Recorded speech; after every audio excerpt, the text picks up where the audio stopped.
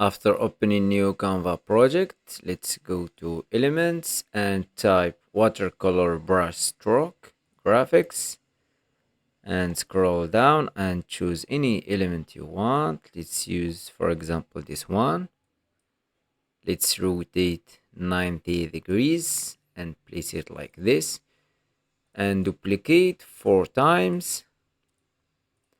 And you can change the color to any color you want, or you can change the color from edit, filters, see all, and scroll down to duotone, and now you can change the color perfectly. You can adjust the colors as you want. This is the colors that I choose.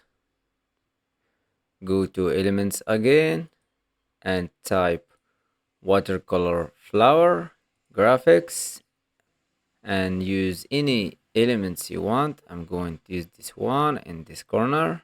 Scroll down. Let's use this one. I'm going to use this one as well. Rotate. Place it like this. Go to layer and send backward. And after placing all the elements, go to text and type your text. Go to fonts and choose Rebel font. Change the color to pink. And go to effects, outline, and change the outline to white color. Increase the thickness to 90.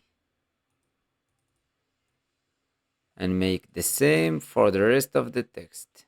And here is the final results. I hope you like this tutorial. Subscribe to the channel to learn more about Canva.